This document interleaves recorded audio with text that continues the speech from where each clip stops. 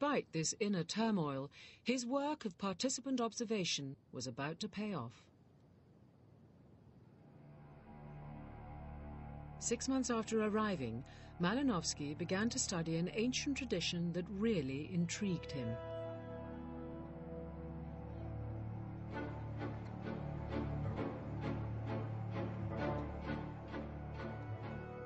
He noted that every few months, islanders would build fleets of elaborately decorated canoes as part of a tradition known as kula.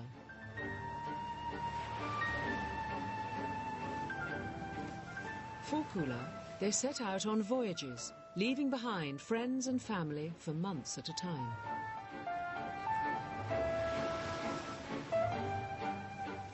And kula voyages from neighbouring islands would be awaited with great anticipation.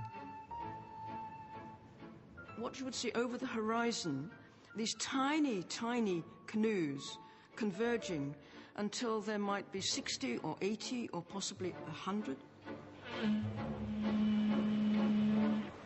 You will suddenly see people on the island start going into the sea to meet these canoes. And as the canoes come nearer, the people going into the sea will recognize individuals on the canoes.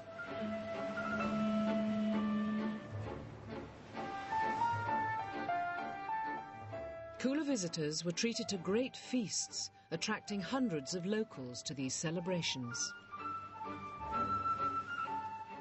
Particularly striking were the risks the islanders were prepared to take for kula, as Malinowski himself discovered late one night sailing between islands.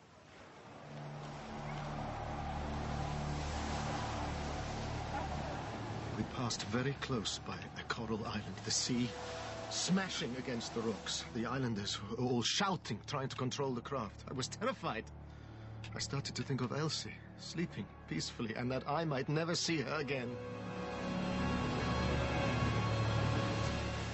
Once, the crews of a whole fleet of Trobriand canoes were captured, killed, and eaten by the inhabitants of unknown villages. And let's not forget the perils of simply sailing these seas. The reefs, sandbanks, and coral rocks waiting to smash the fragile canoes. The horror of it. All in the pursuit of kula. These islanders, it seemed, risked everything for kula. And strangest of all, the reward for these perilous journeys was the exchange of flimsy shell trinkets. Kula was time-consuming and dangerous, all for something that seemed apparently pointless. Malinowski made it his goal to discover what it was about kula that was worth risking your life for.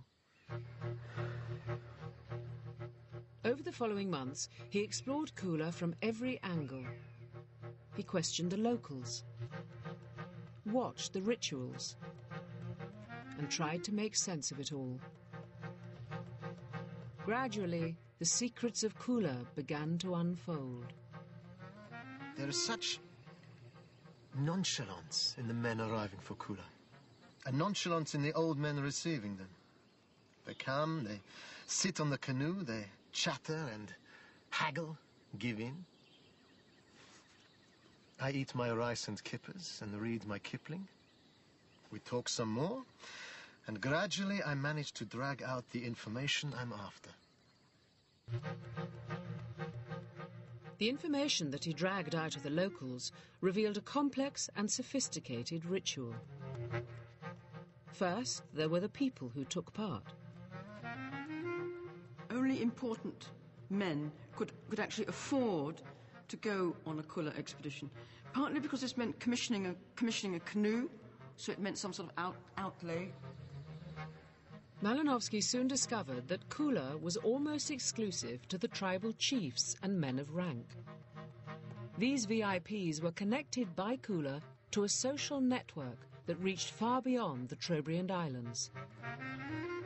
And at the heart of kula were the shell trinkets. In order to establish relationships with other people, you have to establish relationships with something. And these valuables the means through which you establish relationships. And this means that people go on large expeditions to go and fetch valuables from elsewhere.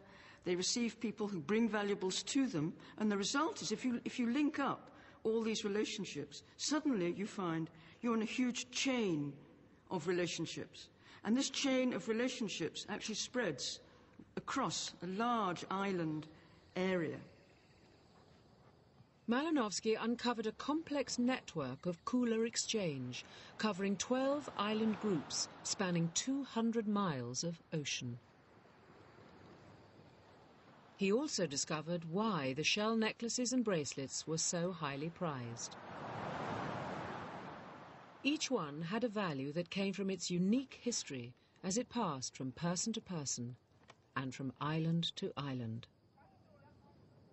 The value of each object lay in the renown of its former owners.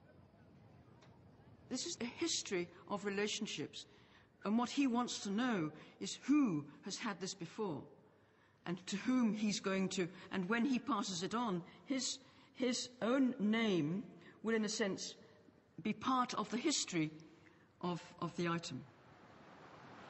So these weren't simply shell trinkets. Each chain of shells was a potent symbol of power and prestige.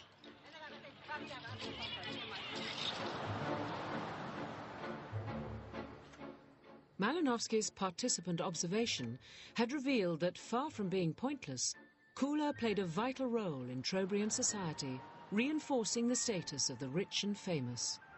This is quite a ranked society, and poorer people simply didn't enter into the Kula exchanges. So this was renown and prestige that were there for those who already had renown and prestige. I mean, it sounds familiar, yeah.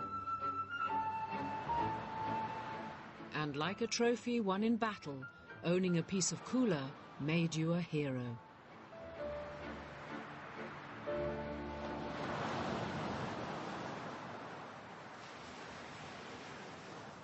Living with the natives for 2 years had paid off. Malinowski had revealed that an apparently meaningless native custom was, in reality, significant and crucial to Trobriand society.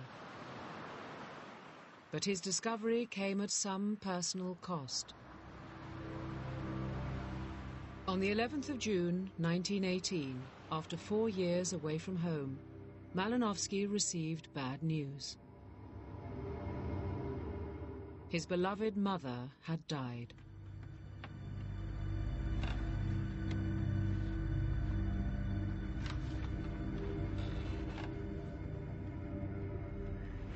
I do not know how I shall live through the immediate future. My life has changed completely. I am cut adrift. The link between my past and my present is broken. My life will be forever incomplete.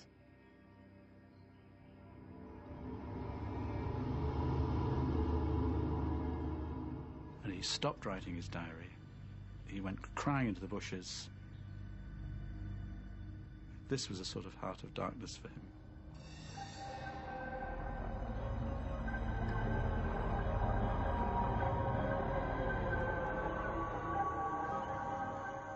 I am alone.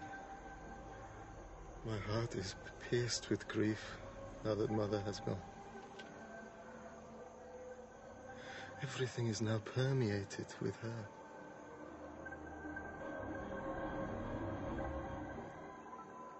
I know I have a void, a black abyss in my soul.